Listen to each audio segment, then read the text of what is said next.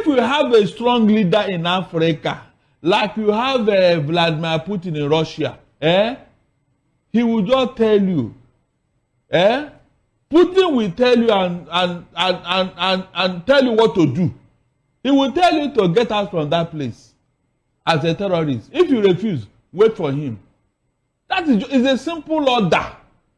It's like a Donald Trump now telling any bad boy around them, if you secure your country, it will be difficult for them to even operate.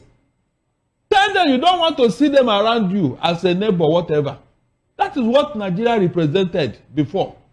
When they have power and authority, who is that terrorist? Who is that madman that will come and be disturbing Africa? Nigeria will tell you to stop it, or you will see their red eye. Can any leader in Nigeria say such a thing today? You can't even manage your own. If they are going another, all this nonsense about the terrorists trying to make a base in my territory. It is either you or me. I'm not joking. It is either you or me with the resources available. But here, they are using this money for their own selfish interest. Instead of using it to do something great that the world will uphold. Who are the terrorists that will withstand my army? The army that I spend money to train. I will tell you, if you are not ready to fight this thing, resign. No compromise, no sentiment, no tribals, nothing. Be serious about this issue. And I'm giving you what? 1 month, 2 months. Then they will know that, yes, somebody is in town. What are you telling me? So we are going to leave this thing forever, Abi? Fina, you leave this thing for your children. Is that what you are telling me? Hold on, no. You mean this thing will continue for how many years? You are not serious. I'm not joking. So how can you make progress? With this insecurity, how can you make progress? This African leader can sell Africa. They can sell Africa as a continent and pocket the money. In fact, they are looking for a way to reinvent slave trade so that they can sell off Africans. You can see how intelligent and how wise our leaders are. $5 million. For you to admit crooks, rogues, criminals into your country. You can see. Now, Barry said, now that we have this revelation being made by the finance minister of Eswatini, Neil himself, he says something about not giving the detail of the information, saying that the deal was between the prime minister and the U.S. president. Are we saying that the likes of South Sudan and even Ghana, who we learned also, even Rwanda too, took in some of these third country nationals, are we saying that they also must have collected money from the U.S. administration to take in those people? Even I told you here, either you or David, that money exchanged hands. It's just I don't know at the actual amount. What does this portend for the sovereignty of Africa as a nation? I said you can see your leader. I told you we don't have leaders in Africa. We only have opportunists and local champions who are at the helm of affairs in Africa. None of them is worthy of the name they are bearing, except a few of them who can stand up to Donald Trump. You can see. Can any Western nation accept this? No.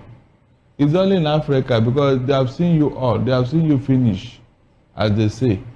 They know you are the only country they can play this gamble with. Why didn't they go to Asia? The immediate gain of $5 million, will it equate what will happen after? The type of human being that they are going to turn out with in that country. Because look, these are ex-convicts. The criminal blood in them, are they going to wash it off and make them a new person? There are far more reaching implications. They are going to stay in that country, live in that country, procreate in that country, and have a life of their own. A country that is not even their own, they are not from there. How do you reconcile that? Won't that further create problem in the future? You don't need to be told, it's going to happen. Unfortunately, the people that created it may not be there when this will happen. But we learned that Eswatini were able to send back or repatriate to Jamaica and also I think another national to the origin, the country of origin where that person belonged. Now, Barrister, what do you think that made the natural origin of those people to refuse taking them in from ab initio? Because we can recall that. Let me tell you what is happening here. Most of them entered US with what?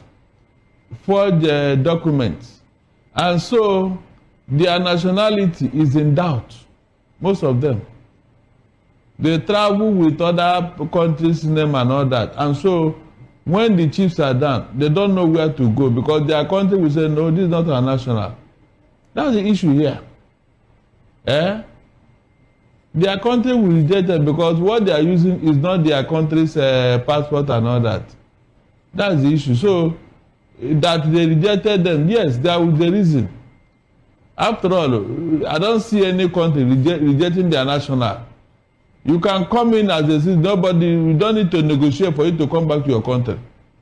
But because of these travel documents that is not in order, that is the issue they are having.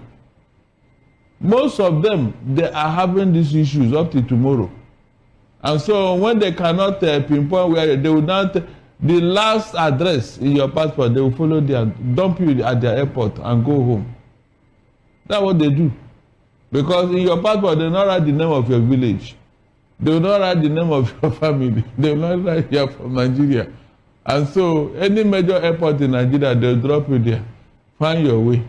That's how it's done. Unfortunately, African leaders, they are not interested in what will happen later. It's the money. Every other country that accepted those people in Africa, they collected money. Quote me, they collected money. It was not. Why are you going to do it pro bono for the God's sake? Why would you admit ex-convicts, American ex-convicts into your country for nothing? Why would you do that? Is it possible?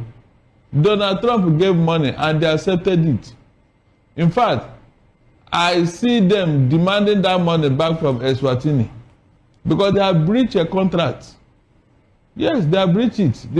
Which is talking about the money issue. They accepted the money to keep it. So why would you not take them to another country? It's a breach of contract, yes.